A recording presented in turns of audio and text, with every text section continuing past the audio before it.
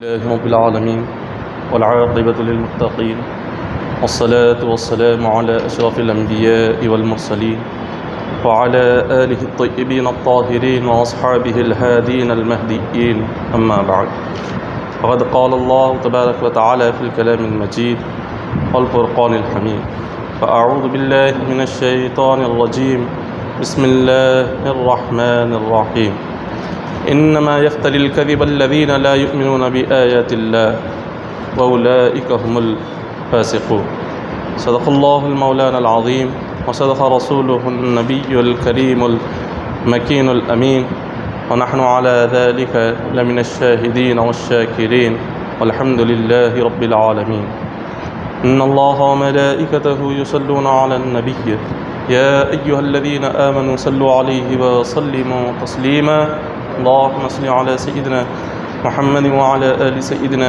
محمد وبارك وسلم صلوا عليه صلاة وسلام عليك يا حبيبي يا رسول الله صلی اللہ تعالی علیہ وسلم۔ معزز سامعین اکرام، اللہ تبارک و تعالی اپنے کلام پاک میں ارشاد فرما رہے ہیں انما یفتری الکذب الذین لا یؤمنون بآیات اللہ۔ جو لوگ اس دنیا میں ایمان والے ہوتے ہیں وہ کبھی جھوٹ نہیں بولتے، اور جس کے دل سے ایمان نکل جاتا ہے اس کی زبان سے جھوٹ نکلتا ہے۔ اللہ تبارک و تعالیٰ نے ہمیں جسم عطا فرمایا۔ جسم اللہ کی ایک بہت بڑی نعمت ہے۔ اللہ تبارک و تعالیٰ نے اس جسم کے جو حصے عطا کیے ہیں، جسم کے تمام اعضاء، تمام حصے اللہ کی بہت بڑی نعمتیں ہیں۔ اگر اس جسم کو صحیح چیزوں میں استعمال کیا جائے، یہ جسم بندے کو دنیا اور آخرت میں فائدہ پہنچاتا ہے۔ اگر اس جسم کو بندہ غلط استعمال کرے، یہی جسم قیامت کے دن جہنم کی آگ کا مستحق بنے گا۔ عذاب قبر میں اسی جسم کو جلایا جائے گا۔ اگر اس کا استعمال غلط ہوا تو اس جسم میں اللہ تبارک و تعالیٰ نے ایک سب سے اہم حصہ رکھا ہے۔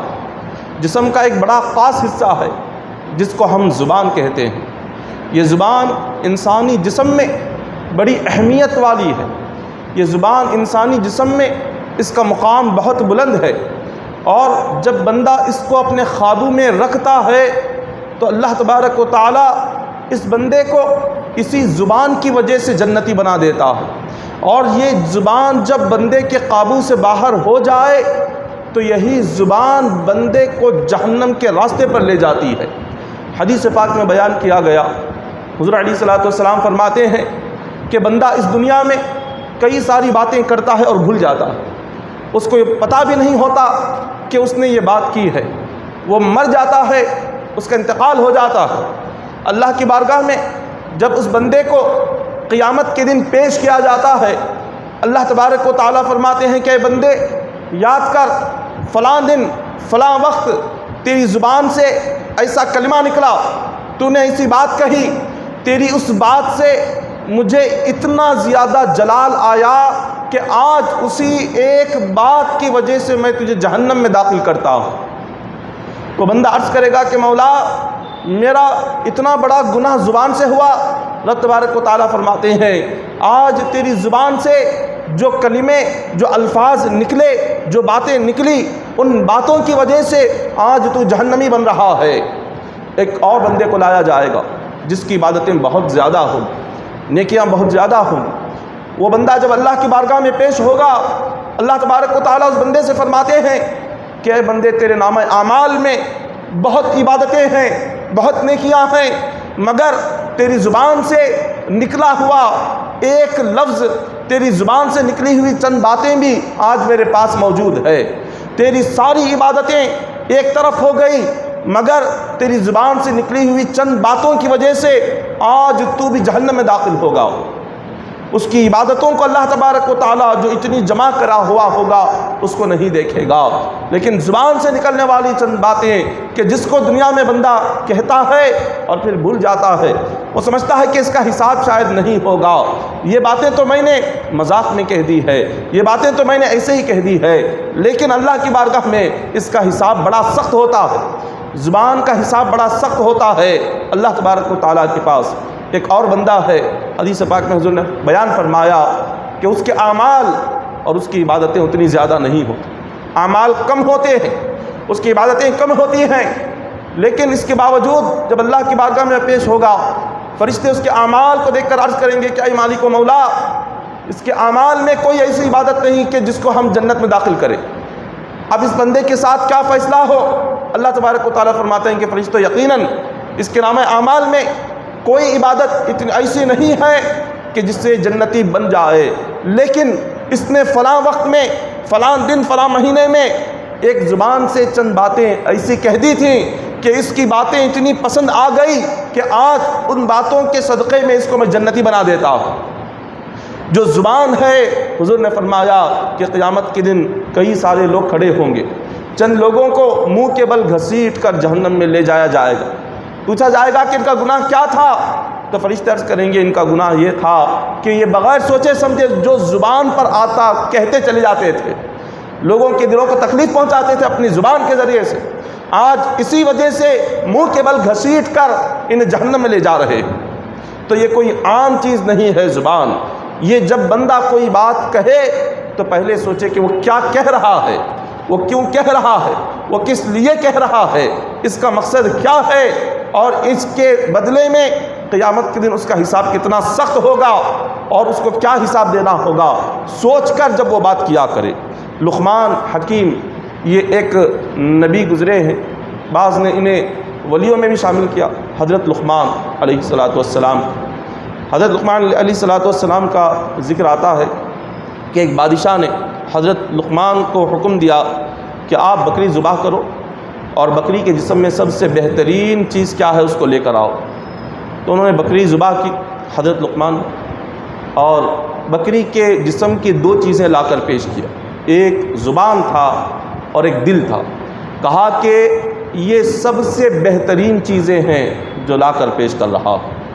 پھر اس کے بعد بادشاہ نے چند دنوں کے بعد حضرت لقمان کو بلا کر کہا کہ اب ایک دوبارہ دوسری بکری ذبح کرو اور اس بکری میں سب سے بری جو چیزیں ہیں اس کو لے کر آؤ۔ انہوں نے دوبارہ بکری ذبح کی اور دوبارہ بھی انہوں نے اس وہی زبان اور دل کو لا کر پیش کیا۔ بادشاہ نے کہا کہ یہ کیا معاملہ ہے، پہلی مرتبہ بھی آپ نے یہی دو چیزیں لا کر کہا کہ سب سے اچھی چیزیں ہیں، اور دوسری مرتبہ بھی لا کر آپ یہی دو چیزیں رکھ رہے ہیں اور کہہ رہے ہیں سب سے بری چیزیں ہیں۔ تو حضرت لقمان نے بڑا پیارا جواب دیا۔ حضرت لقمان فرماتے ہیں کہ دراصل بات یہ ہے، اگر یہ زبان اور یہ دل یہ دونوں صحیح رہے تو اس سے بہتر کوئی دوسری چیز نہیں ہے، اگر یہ زبان اور یہ دل یہ اگر بگڑ جائیں اس سے بدترین کوئی دوسری چیز نہیں ہے۔ زبان اور دل اگر صحیح رہا تو اس سے اچھا کوئی دوسرا نہیں، اور انہی دو چیزوں کی وجہ سے بندہ دیندار بنتا ہے، اور انہی دو چیزوں کی وجہ سے بندہ اللہ کے قریب ہوتا ہے۔ اگر یہ دو چیزیں بگڑ گئی، زبان بگڑ گئی، دل بگڑ گیا، تو اس کے بعد ہوتا کیا ہے، بندہ سیدھے گناہوں کے راستے پر چلا جاتا ہے۔ حضرت عبداللہ ابن مسعود فرماتے ہیں کہ زبان کو اپنے قابو میں رکھا کرو، کیونکہ زبان جسم کے تمام حصوں میں سب سے زیادہ قابو میں رکھنے والی چیز زبان ہے۔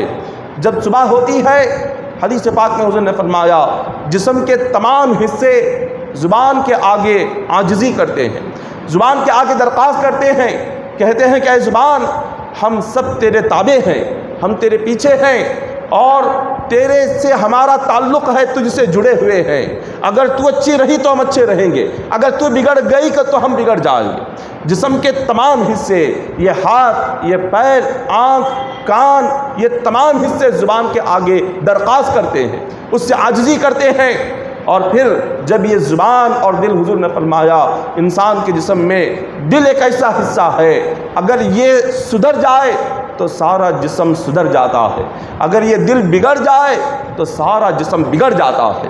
یہ دو چیزیں ہیں کہ جس سے انسان اچھا بھی بنتا ہے، برا بھی بنتا ہے۔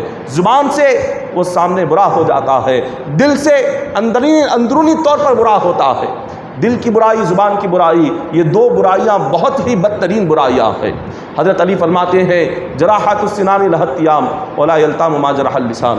حضرت علی نے فرمایا زبان سے جو زخم کسی انسان کو پہنچتا ہے، جو انسان کے دل کو جو زخم زبان سے پہنچتا ہے، اگر تلوار سے بھی جسم کو کاٹے تو اتنا درد نہیں ہوتا جتنا زبان کی باتوں سے ایک دوسرے دل کو درد ہوتا ہے۔ اتنی سخت ترین زبان ہے۔ اور دل کی برائی کیا ہے؟ دل کی برائی حسد ہے، بغض ہے، عداوت ہے، کسی دوسرے کے لیے دل میں برا سوچنا اور اس کے لیے دل میں بغض رکھنا اور اس کا برا چاہنا، یہ سب کچھ دل کو گندا کر دیتا ہے۔ اگر بندہ اس دل کو گندگی سے صاف کرے اور زبان کو گندگی سے صاف کرے تو اللہ تبارک و تعالیٰ اپنی نعمتوں کی بارش اس پر کر دیتا ہے۔ ایک حدیث پاک میں بیان کیا گیا، حضور نے فرمایا کہ جو کوئی میرا امتی دو چیزوں کا مجھ سے وعدہ کر لے، دو چیزوں کی حفاظت کا اگر وہ مجھ سے وعدہ کرے گا، میں اس سے جنت کا وعدہ کروں گا۔ صحابہ نے عرض کیا کہ یا رسول اللہ صلی اللہ علیہ وسلم وہ دو چیزیں کیا ہے کہ جس کی حفاظت جنت کی ضمانت ہے؟ حضور نے فرمایا سب سے پہلی چیز تمہاری شرمگاہ ہے، اپنی شرمگاہ کو زنا سے بچاؤ، شرمگاہ کی حفاظت کرو۔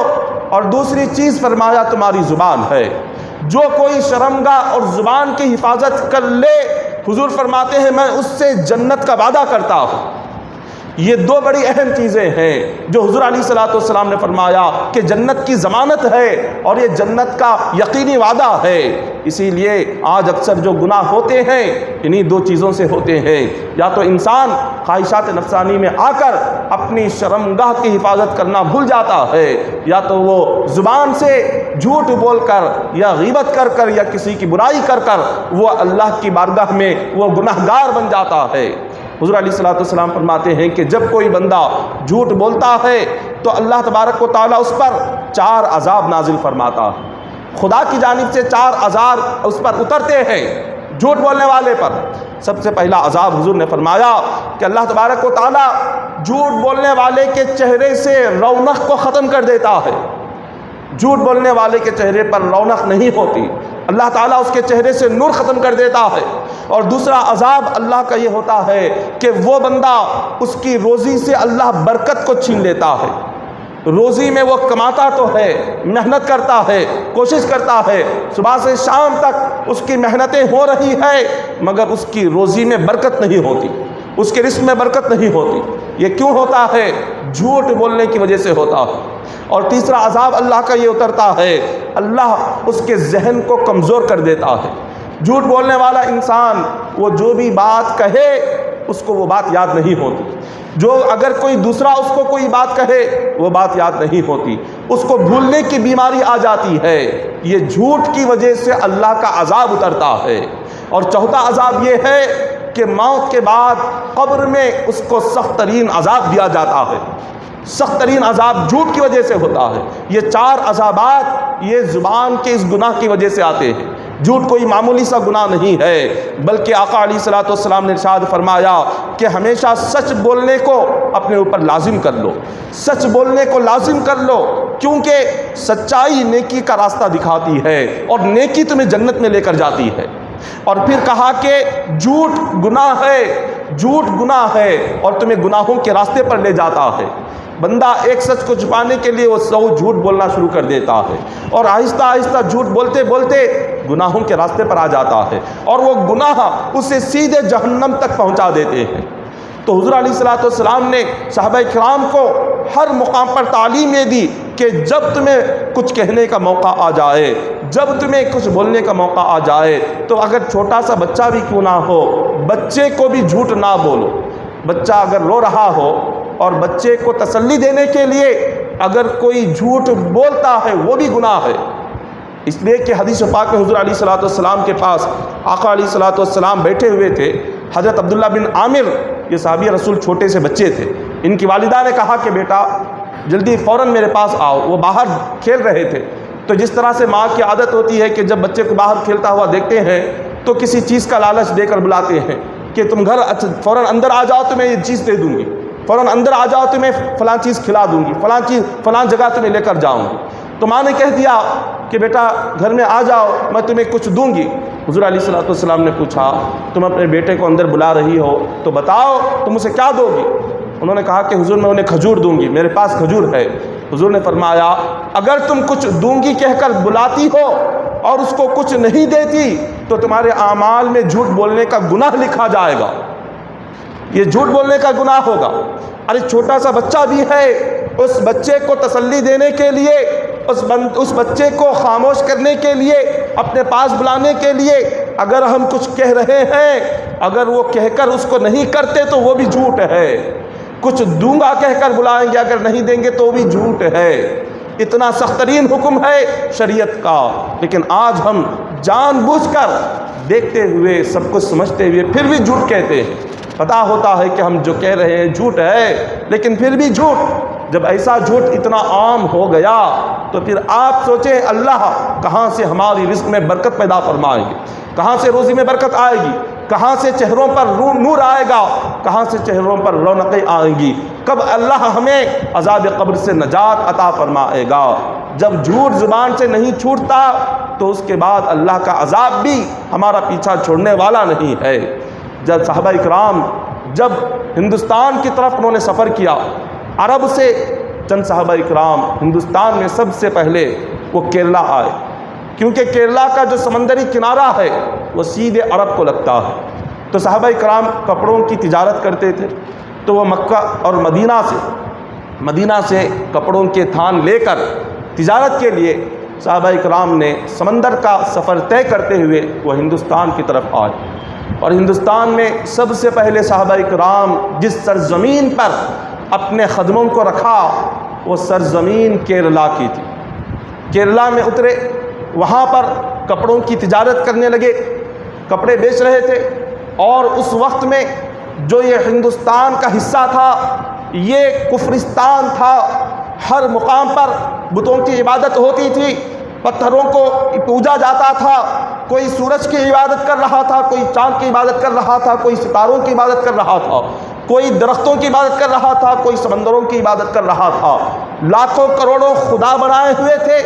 ایسی کفرستان کی سرزمین پر جہاں ہر مقام پر کفر و شرک نظر آ رہا ہے، صحابہ اکرام اپنا قدم رکھتے ہیں، اپنی تجارت شروع کرتے ہیں۔ ہندوستان کی سرزمین پر اسلام کیسے داخل ہوا، یہاں پر ایمان کیسے آیا، صحابہ اکرام کا طریقہ دیکھے، صحابہ نے کیسے دین کو عام کیا۔ وہ تجارت کرنے کے لیے آئے، اور جب وہ کپڑا بیچنے لگے تو جتنے کفار و مشرکین تھے ہندوستان میں، کیرلا میں، وہ آئے کپڑا خریدنے کے لیے۔ کپڑا دیکھ رہے تھے، بہت ہی اعلیٰ قیمت کا کپڑا تھا۔ ایک ایک تھان نکالتے جاتے، پوچھتے کہ اس کی قیمت کیا ہے۔ صحابہ اکرام اس کی قیمت کو بیان کرتے جاتے کہ اس کی قیمت اتنی ہے، اتنی ہے۔ ایک کافر نے ایک تھان نکالا اور دیکھا کہ کپڑا بڑا مہنگا نظر آ رہا ہے، بہت ملائم ہے۔ پوچھا کہ اس کی قیمت کیا ہے؟ اس صحابی نے کہا اس کی قیمت تھوڑی سی کم ہے، یہ کپڑا تو بڑا نرم ہے، ملائم ہے، لیکن صحابی نے اس کی قیمت کم بتائی۔ اب وہ جو مشرک تھا، کافر تھا، اس نے پوچھا کہ اس کی قیمت کم کیوں ہے؟ کپڑا تو اتنا عالی شان ہے اور اتنا دیکھنے میں اتنا ملائم اور نرم ہے، لیکن قیمت اتنی کم کیوں ہے؟ اس صحابی رسول نے کہا کہ قیمت اس لیے کم ہے کہ اس کپڑے میں ایک بالش جو حصہ ہے وہ بالکل بیکار ہے، عیب ہے، اس میں داغ لگا ہوا ہے۔ اس کپڑے میں تھوڑا سے حصے پر داغ ہے، اس داغ اور عیب کی وجہ سے اس کی قیمت کو ہم نے کم کر دیا ہے، اور اس کا عیب بھی تمہیں بیان کر رہے ہیں، اس کے اندر کیا خرابی ہے وہ خرابی بھی تمہیں بیان کر رہے ہیں۔ اب وہ جو خریدنے والا تھا اس نے کہا کہ پہلی مرتبہ میں نے ایسا تاجر دیکھا ہے جو اپنا کپڑا تو بیچ رہا ہے، عیب کو چھپا کر نہیں بیچ رہا، خرابی کو چھپا کر نہیں بیچ رہا، بلکہ اس عیب کو ظاہر کر کے، اس عیب اور خرابی کو بیان کر کے بیچ رہا ہے۔ یہ تو ہم پہلی مرتبہ دیکھ رہے ہیں۔ اس نے کہا کہ ہمارے اس ہندوستان میں ہم جو بھی بیچتے ہیں ہم تو عیب کو چھپا کر اپنی چیز کو بیچ دیتے ہیں تاکہ عیب اگر معلوم ہوگا قیمت کم ہوگی، منافع کم ہوگا۔ ہم وہ عیب ظاہر نہیں کرتے، ہم جس چیز کو بیچتے ہیں اس کی خرابی کو ظاہر نہیں کرتے، اس کو چھپا کر ہم زیادہ قیمت سامنے والے سے حاصل کر لیتے ہیں۔ مگر تم نے یہ کہاں سے سیکھا؟ تمہیں کہاں سے تعلیم ملی کہ عیب کو دکھا کر بیچو، خرابی جو کپڑے میں ہو اس کو بیان کر کے بیچو؟ یہ تعلیم تمہیں کہاں سے ملی؟ اس صحابی رسول نے کہا یہ تعلیم ہمارے نبی نے ہمیں سکھائی ہے۔ ہمارے نبی نے ہم سے کہا کہ جب تم کاروبار کرو، تجارت کرو تو سچ بول کر تجارت کرنا، دھوکہ دے کر نہ بیچنا، دھوکہ دے کر کوئی چیز کسی سے خریدنا نہیں۔ اگر تمہاری کمائی، تمہاری آمدنی اگر دھوکے پر ہوگی، جھوٹ پر ہوگی، وہ حرام کمائی ہوگی، اور حرام اگر دنیا میں کھاؤ گے تو تمہاری آخرت برباد ہو جائے گی۔ یہ حضور نے، ہمارے نبی نے یہ تعلیم دی ہے۔ حضور علیہ الصلوۃ والسلام کی یہ باتیں جب اس کافر نے سنی، اس نے کہا تمہارے نبی کہاں رہتے ہیں؟ کہا کہ ہمارے نبی مدینہ میں رہتے ہیں۔ اب وہ کافر اور مشرک تھا، بس صحابہ اکرام کا جو طریقہ تھا، ان کی جو اخلاق تھے، ان کے کاروبار میں جو حضور کے بتائے ہوئے راستے پر جو کاروبار کر رہے تھے، اس تعلیم کو دیکھ کر وہ اتنا متاثر ہوا، اس نے پوچھا کیا میں تمہارے نبی سے مدینہ میں جا کر ملاقات کر سکتا ہوں؟ بس اتنی سی بات پر، صحابہ اکرام کے کاروبار کے طریقے پر اس نے پوچھا کیا میں تمہارے نبی سے مل سکتا ہوں؟ اس صحابی رسول نے کہا کہ چند سال پہلے ہی ہمارے نبی دنیا سے پردہ فرما گئے۔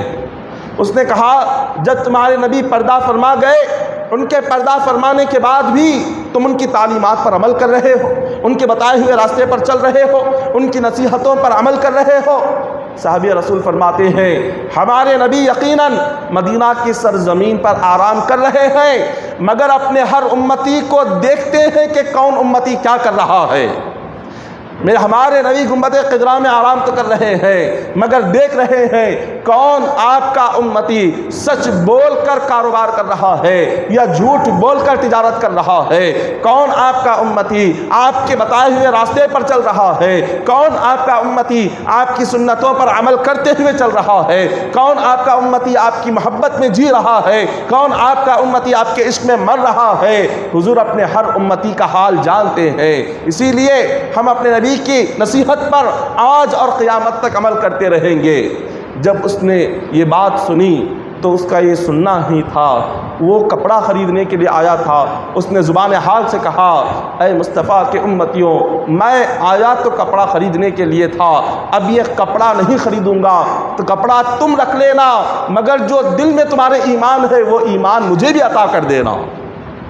اس نے کہا کہ میں بھی تمہارے نبی کا امتی بننا چاہتا ہوں۔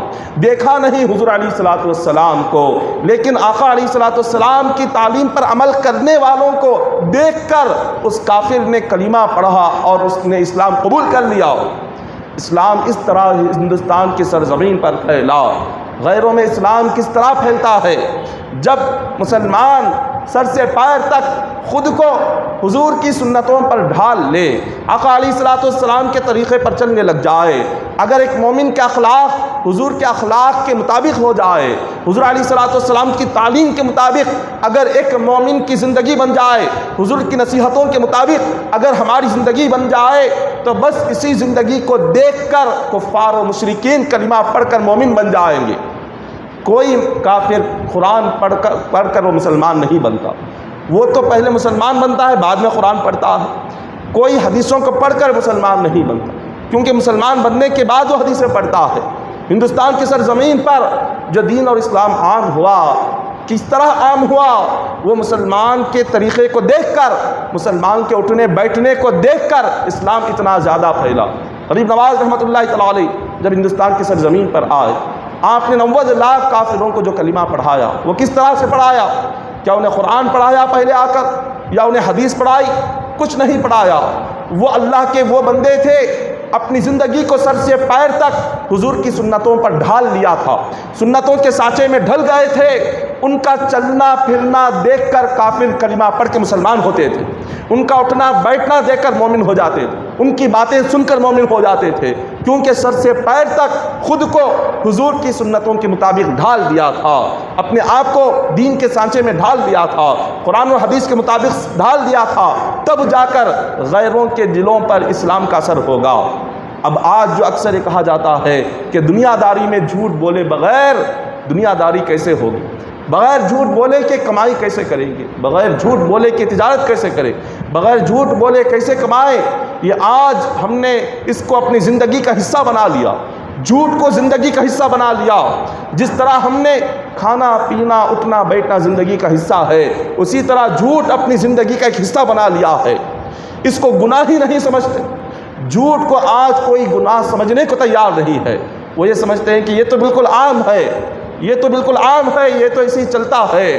اگر یہ اس طرح عام ہے تو آپ سوچیں صحابہ اکرام نے اپنی زندگیوں میں انہوں نے بھی تو کاروبار کیے، ان کی بھی تو تجارتیں تھیں۔ صحابہ اکرام کے کھجور کے باغ مدینہ منورہ میں، مکہ مکرمہ میں بڑے بڑے باغ تھے، حضرت ابو طلحہ کے، حضرت عبد الرحمن بن عوف کے، حضرت عثمان غنی رضی اللہ تعالیٰ عنہ کے، اور حضرت امام اعظم ابو حنیفہ رحمۃ اللہ تعالیٰ علیہ، آپ کا بھی لاکھوں کروڑوں کا تجارتی سامان تھا، سب کاروبار کرتے تھے، تجارت کرتے تھے۔ کیا ان سب لوگوں نے بھی اپنے کاروبار کے لیے جھوٹ بولا تھا؟ کیا ان کے کاروبار جھوٹ بول بول کر اتنے بڑھ گئے تھے؟ کیا انہوں نے بھی جھوٹ بول کر کمائی کی تھی؟ ہرگز نہیں کی تھی۔ ان کے کاروباروں کی بنیاد سچ تھی، وہ چاہے جو بھی ہو، دنیاوی کوئی منافع ہو یا نہ ہو، اپنا تجارت اپنا کاروبار سچ بول کر کیا کرتے تھے۔ اللہ سچ کی برکت سے غیب سے راستے کھول دیتا ہے۔ وَمَن يَتَّقِ اللَّهَ يَجْعَل لَّهُ مَخْرَجًا وَيَرْزُقْهُ مِنْ حَيْثُ لَا يَحْتَسِبُ وَمَن يَتَوَكَّلْ عَلَى اللَّهِ فَهُوَ حَسْبُهُ إِنَّ اللَّهَ بَالِغُ أَمْرِهِ قَدْ جَعَلَ اللَّهُ لِكُلِّ شَيْءٍ قَدْرًا۔ اللہ تبارک و تعالیٰ سورہ طلاق میں بندوں سے فرماتے ہیں، اے بندوں اپنی زندگی گزارو تو مجھ سے ڈر کر گزارو، اپنے دلوں میں میرا ڈر پیدا کرو، مجھ سے ڈر کر گناہوں سے بچ کر اگر تم زندگی گزارو گے، تمہارے رزق کے ایسے راستے کھولوں گا تمہارے وہم و گمان میں بھی نہیں آیا ہوگا، ایسے راستوں سے تمہیں روزی عطا کروں گا کہ تم نے سوچا بھی نہیں ہوگا، ایسے راستوں سے بغیر حساب کے روزی عطا کروں گا۔ لیکن اس کے لیے اللہ نے کیا کہا؟ شرط ہے، سب سے پہلی شرط کیا ہے کہ اپنے کاروبار کو گناہوں سے بچاؤ، جھوٹ سے بچاؤ، غیبت سے بچاؤ، اللہ سے ڈر کر زندگی گزارو، اللہ کی ذات پر بھروسہ کر کے زندگی گزارو، اللہ پر یقین رکھو، اللہ تمہارے لیے راستے کھول دے گا۔ یہ سب سے اصل چیز ہے، یہ سب سے بنیادی چیز ہے۔ اگر یہی نہ ہو تو اللہ تبارک و تعالیٰ بندے کے راستے بند کر دیتا ہے۔ اگر بندہ جھوٹ پر زندگی گزارنے لگ جائے، اس کے جو راستے ہوتے ہیں آہستہ آہستہ راستے بند ہوتے چلے جاتے ہیں، روزی کے راستے بند ہو جاتے ہیں، رزق کے راستے بند ہو جاتے ہیں، ہر چیز کے راستے بندے کے لیے بند ہو جاتے ہیں۔ یہ زبان بڑی اہمیت والی ہے۔ اللہ تعالیٰ نے قرآن پاک میں فرمایا اَيُحِبُّ أَحَدُكُمْ أَن يَأْكُلَ لَحْمَ أَخِيهِ مَيْتًا فَكَرِهْتُمُوهُ۔ اللہ تعالیٰ فرماتا ہے کہ اے بندو، کیا تم یہ پسند کرتے ہو اپنے بھائی کا، اپنے مردار بھائی کا گوشت کھاؤ؟ ایک مردار مومن کا، مرے ہوئے مومن کے جسم کا گوشت کھانا کیا تم پسند کرتے ہو؟ اللہ نے قرآن پاک میں فرمایا۔ یہ کیوں فرمایا؟ حدیث پاک میں حضور علیہ الصلوۃ والسلام اس آیت کی تشریح فرماتے ہیں کہ دو لوگ حضور علیہ الصلوۃ والسلام کے پاس آئے، آقا علیہ الصلوۃ والسلام سے کچھ بات کر رہے تھے۔ حضور علیہ الصلوۃ والسلام نے فرمایا کہ تم لوگ کلی کرو۔ انہوں نے جب کلی کی تو ان کے دانتوں سے گوشت کے ٹکڑے گرنے لگے۔ انہوں نے کہا کہ حضور ہم تو روزہ ہے، ہم روزہ ہے، ہم نے کچھ نہیں کھایا، لیکن یہ زبان سے ہمارے یہ گوشت کے ٹکڑے کہاں سے گر رہے ہیں؟ حضور نے فرمایا یہاں آنے سے پہلے تم نے ایک مومن کی برائی بیان کی تھی، اس کی برائی بیان کرنا اس کے مرے ہوئے جسم کا گوشت کھانے کے برابر ہے، اسی لیے تمہاری زبان سے یہ ٹکڑے گر رہے ہیں۔ آقا علیہ الصلوۃ والسلام نے اپنے صحابہ کو یہ تعلیم فرمائی کہ تمہارا کسی مومن کے لیے پیٹھ پیچھے کوئی برائی بیان کر دینا یہ اس کے مردار گوشت کو کھانے سے بھی بدترین چیز ہے۔ اس سے بھی برا یہ ہے کہ جب تم یہ عمل کرتے ہو اور اس عمل کو جب بندہ عام کرنے لگ جائے اور بغیر سوچے سمجھے جب وہ غیبت اور چغلی کرنے لگ جائے، اللہ تبارک و تعالیٰ اس کا گناہ اتنا بڑا عطا فرماتا ہے، اتنا بدترین گناہ ہے کہ حضور نے فرمایا الغیبت اشد من القتل، کہ کسی مومن کے پیٹھ پیچھے اس کی برائی بیان کرنا قتل کرنے سے بڑا گناہ ہے۔ قتل کرنا، ایک مومن کی جان لینا، اس سے بڑا گناہ ہے ایک مومن کی پیٹھ پیچھے اس کی برائی کو بیان کرنا۔ اور پھر آگے فرمایا الغیبۃ اشد من الزنا، حضور فرماتے ہیں کہ غیبت کرنا، ایک مومن کی کوئی برائی بیان کرنا، یہ زنا کرنے سے بھی بڑا گناہ ہے۔ ایک مومن کی پیٹھ پیچھے برائی کر لینا زنا کرنے سے بڑا گناہ۔ صحابہ نے عرض کیا کہ حضور زنا سے بھی بڑا گناہ کیوں ہے؟ حضور نے فرمایا یہ زنا اور قتل اگر بندہ سچے دل سے اللہ سے معافی مانگے، اللہ تبارک و تعالیٰ اس کے گناہ کو معاف کر دیتا ہے، لیکن یہ جو غیبت ہے، غیبت کرنے والے کا گناہ اللہ تعالیٰ اس وقت تک معاف نہیں کرتا جب تک کہ جس کی اس نے غیبت بیان کی ہے وہ بندہ جب تک معاف نہ کرے، جب تک وہ بندہ معاف نہ کرے اللہ تعالیٰ اس کو معاف نہیں فرماتا۔ اتنا بدترین گناہ ہے، اور یہ گناہ کہاں سے ہو رہا ہے؟ یہ گناہ ہو رہا ہے زبان سے، یہ گناہ ہو رہا ہے بندے کی اس چھوٹی سی زبان سے۔ مگر اس زبان پر اللہ تبارک و تعالیٰ نے بندے کو حکم دیا کہ اے بندے جب کبھی تو خالی رہ جائے خاموش رہا کر، خالی رہ جائے خاموش رہا کر، وقت کو برباد کرنے کے لیے کسی کے پاس جا کر نہ بیٹھ، کسی کے پاس اگر تو جائے گا تو اس سے ہوگا کیا کہ زبان چلتی چلی جائے گی، غیبت میں عام ہو جائے گی، غیبت میں جاری ہو جائے گی، برائی میں جاری ہو جائے گی، کچھ نہ کچھ تو زبان سے نکلتا رہے گا ہی۔ تو اسی لیے فرمایا کہ اے بندے اپنے آپ کو میرے راہ میں لگا دے اور جتنا ہو سکے خاموش رہا کر۔ حضور علیہ الصلوۃ والسلام فرماتے ہیں کہ جب کوئی بندہ مومن، آقا علیہ الصلوۃ والسلام سے پوچھا گیا کہ حضور چغلی کیا ہے؟ حضور فرماتے ہیں کیا تمہیں معلوم ہے چغلی کا گناہ کتنا بڑا ہے؟ صحابہ نے عرض کیا کہ حضور آپ ہی بتائے۔ حضور علیہ الصلوۃ والسلام نے فرمایا کہ چغلی کا مطلب یہ ہوتا ہے کہ ایک کوئی مومن کسی سے کوئی بات سن لے، کوئی بات آ کر کہہ دے، اس بات کو سننے کے بعد اسی بات کو دوسرے کے پاس لے جا کر ایسے طریقے سے پیش کرنا، ایسے طریقے سے بیان کرنا کہ دونوں کے درمیان نفرت پیدا ہو جائے۔ ایک کی بات لے جا کر دوسرے سے بیان کرنا اور اس انداز میں بیان کرنا، ایسے طریقے سے بیان کرنا کہ آپس میں لڑائی جھگڑے پیدا ہو جائے، فتنہ ہو جائے، فساد ہو جائے اور محبتیں ختم ہو جائے، رشتے ختم ہو جائے۔ اس طرح باتوں کو ایک دوسرے کے سامنے لے جا کر کہنا، اس کو چغلی کہتے ہیں۔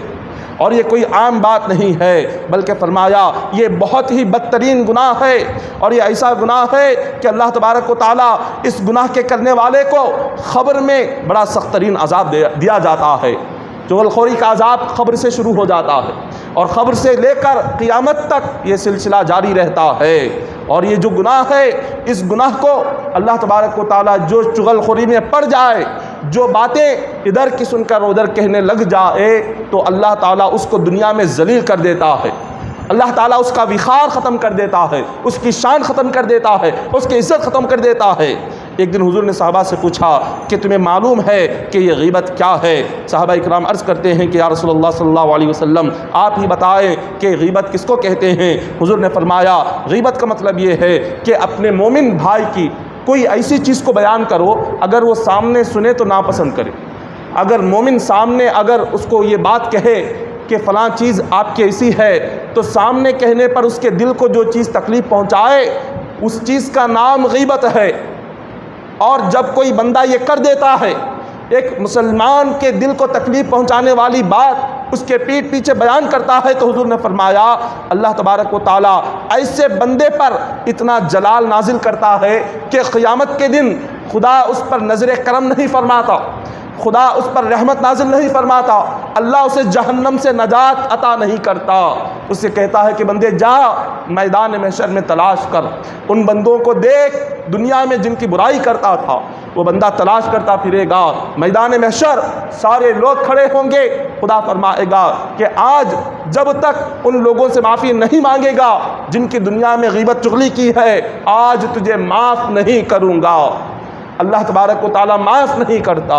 یہ اتنا بدترین گناہ جس کو آج عام طور پر ہر مقام پر عام ہو رہا ہے۔ پہلے خواتین میں غیبت اور چغلی عام ہوتی تھی، آج خواتین سے بڑھ کر مردوں میں غیبت اور چغلی عام ہوتی جا رہی ہے، بڑھتی جا رہی ہے، جھوٹ عام ہوتا جا رہا ہے، برائی عام ہوتی جا رہی ہے۔ زبان کو آج کوئی اپنے قابو میں رکھنا ہی نہیں چاہتا۔ ہم کچھ نہ کچھ کہنا چاہتے ہیں اور کچھ نہ کچھ ہم زبان سے ہم ظاہر کرنا چاہتے ہیں۔ حضور علیہ الصلوۃ والسلام نے ایک مرتبہ ارشاد فرمایا کہ غیبت انسان کی زندگی میں 3 مصیبتیں پیدا کرتی ہے۔ غیبت سے کسی مومن کی برائی سے 3 مصیبتیں آتی ہے۔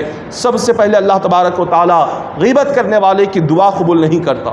جو مومن کی برائی بیان کرے اللہ تعالیٰ اس کی دعا کو ہی قبول نہیں فرماتا۔ اور دوسرا جو عذاب ہے وہ یہ ہے، اللہ تبارک و تعالیٰ اس کو گناہوں میں ایسے ڈال دیتا ہے کہ گناہوں سے باہر ہی نہیں آتا، دوسرا عذاب۔ اور تیسرا عذاب یہ ہے، اللہ تعالیٰ اس کی نیکیاں قبول نہیں فرماتا، نیکیاں قبول نہیں فرماتا، اس کے نیک اعمال عبادات قبول نہیں ہوتے۔ کیوں؟ اس لیے کہ اس نے ایک مومن کی غیبت اور برائی بیان کی ہے۔ کتنا بدترین انجام ہے۔ کوئی عام طریقہ، کیا کوئی عام گناہ ہے؟ غیبت کیا کوئی عام گناہ ہے؟ چغلی کیا کوئی عام گناہ ہے؟ جھوٹ عام گناہ ہے؟ یہ چیزیں زبان کی بہت ہی چھوٹی سی، معمولی سی، حقیر کمتر سمجھتے ہیں، مگر یاد رکھیں اس کا عذاب اللہ دنیا میں اتنا سخت ترین عطا فرماتا ہے کہ ہم سمجھتے نہیں کہ یہ عذاب ہم پر جو آ رہا ہے جھوٹ کی وجہ سے آ رہا ہے۔ مشکلات بڑھتے چلے جاتے ہیں، ہماری زندگیوں سے سکون ختم ہو جاتا ہے، راحت ختم ہو جاتی ہے، اور راتوں کی نیندیں ختم ہو جاتی ہے، چہروں کی رنگتیں ختم ہو جاتی ہے، چہروں کی رونقیں ختم ہو جاتی ہے، اور بندہ مجبور ہو جاتا ہے، محنت کر کے مجبور ہوتا ہے، کام کر کے مجبور ہو جاتا ہے، لیکن نہ گھر میں سکون ملتا ہے، نہ راحت ملتی ہے، نہ اس کی روزی میں برکت آتی ہے۔ یہ تمام چیزیں کیسے پیدا ہوتی ہیں؟ یہ تمام چیزیں جھوٹ بولنے سے پیدا ہوتی ہے۔ غیبت کا انجام حضور علیہ الصلوۃ والسلام نے فرمایا کہ دنیا میں جو شخص چغلی یا غیبت کرتا ہے اللہ قیامت کے دن اس کے منہ میں آگ کی زبان رکھ دیتا ہے، آگ کی زبان اس کے منہ میں رکھتا ہے، کہتا ہے کہ بندے دنیا میں یہ جو آگ ہے تو لوگوں کے دلوں میں آگ لگاتا تھا، گھروں میں آگ لگاتا تھا، چغلی کر کے یہاں کی بات وہاں کر کے گھروں کو توڑتا تھا، رشتوں کو توڑتا تھا، دوستیوں کو توڑتا تھا۔ یہ جو آگ تو نے لگائی ہے آج تیرے منہ میں آگ کی زبان عطا کرتا ہوں۔ اللہ اس کو آگ کی زبان عطا کرے گا اس طرح کا عمل کرنے والوں کو۔ اور پھر حضور نے معراج کی رات اللہ نے جب جہنم کی سیر کرائی اور جنت کی سیر کرائی، حضور علیہ الصلوۃ والسلام نے دیکھا کہ معراج کی رات کچھ لوگ اس حال میں ہیں اپنے ناخنوں سے چہروں کو کھروچ رہے ہیں۔ حضور علیہ الصلوۃ والسلام نے جبرائیل سے فرمایا کون لوگ ہیں جن کے اللہ نے ناخن تانبے کے بنائے ہیں، تانبے کے ناخنوں سے چہرے کو کھروچ رہے ہیں؟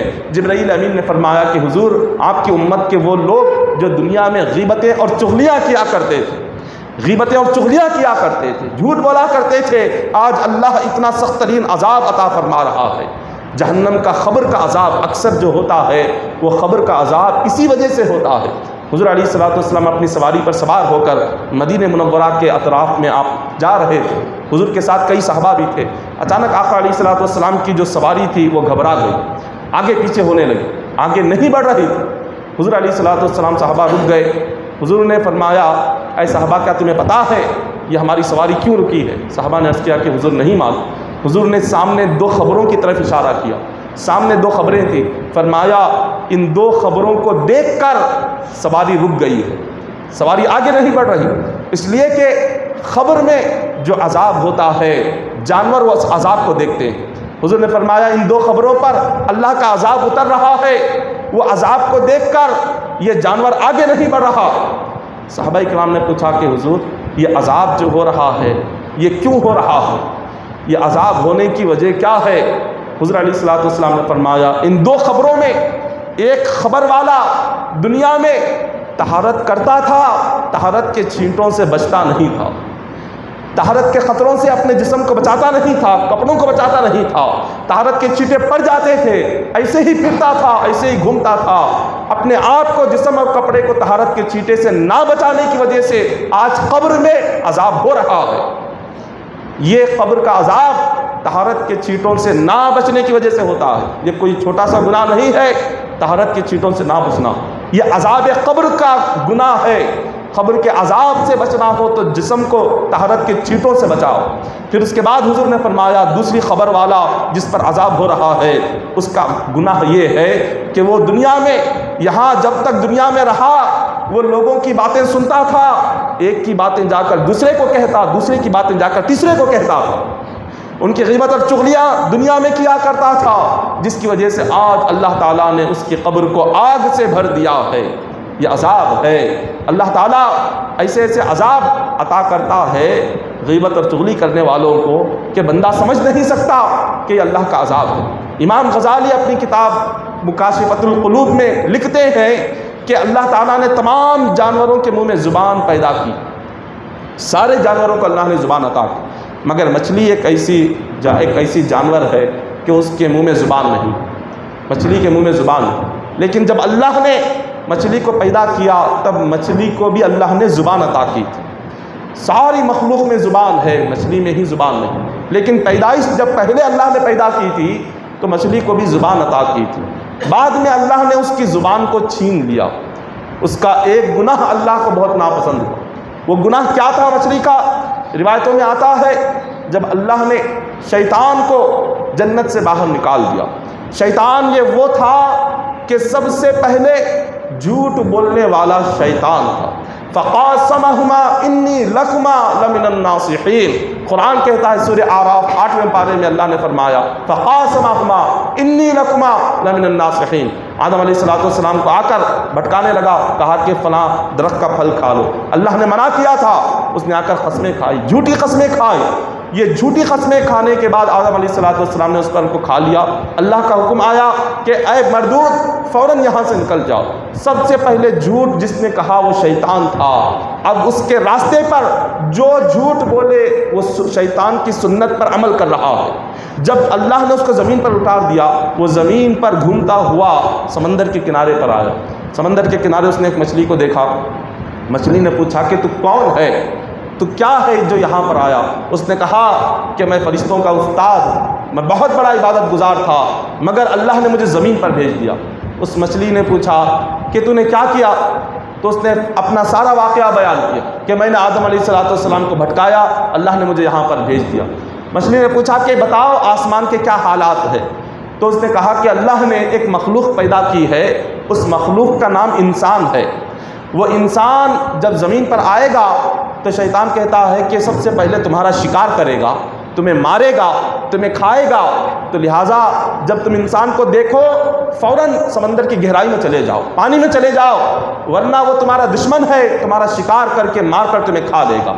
کبھی تم انسان کے سامنے مت آنا، کبھی تم انسان کی نظروں میں مت آنا، ورنہ وہ تمہیں زندہ نہیں چھوڑیں گے۔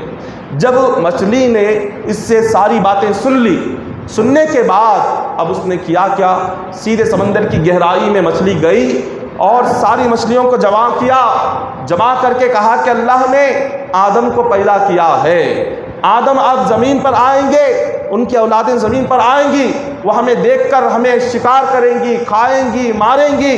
اب وہ انسان اور آدم علیہ السلام کی ساری غیبت کرنے لگ گئی۔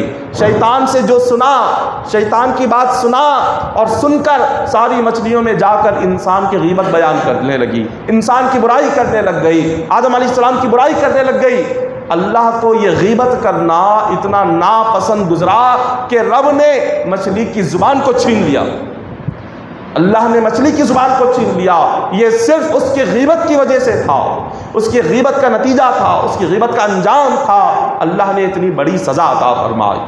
اللہ تبارک و تعالیٰ اتنا ناپسند جب اس عمل کو کرتا ہے، اور اس عمل کو اگر مومن کر لے، اگر ایک بندہ مومن اس عمل کو کر لے تو آپ سوچیں اس کی زندگی میں اللہ کیسے کیسے عذاب نازل کرے گا۔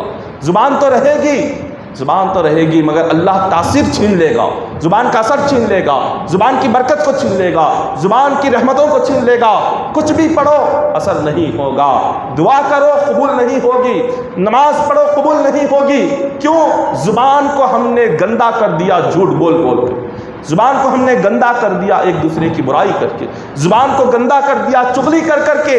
تو جب یہ گندگی اتنی زبان میں ہوگی تو پھر دعا کیا قبول ہوگی؟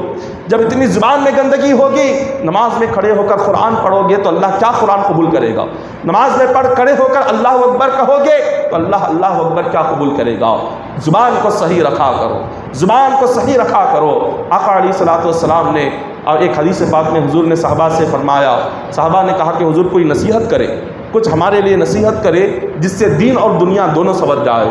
حضور نے اپنے ہاتھوں سے 2 انگلیوں سے اپنی زبان کو پکڑا، اپنی 2 انگلیوں سے حضور زبان پکڑ کر صحابہ کو دکھاتے ہیں اس چیز کی حفاظت کرو، اس کو قابو میں لاؤ اور اس سے زیادہ استعمال مت کیا کرو، ضرورت ہو تبھی بات کرو ورنہ خاموش رہو۔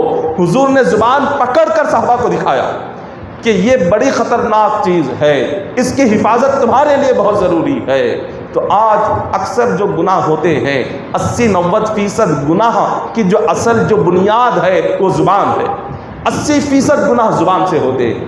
اگر اس زبان کو بندہ اگر خاموشی اختیار کر لے، تنہا رہ جائے، اپنا وقت بیکار نہ لگائے اور اپنے وقت کو یہاں وہاں بیٹھنے میں نہ لگائے تو وہ 1000 گناہوں سے بچ جائے گا۔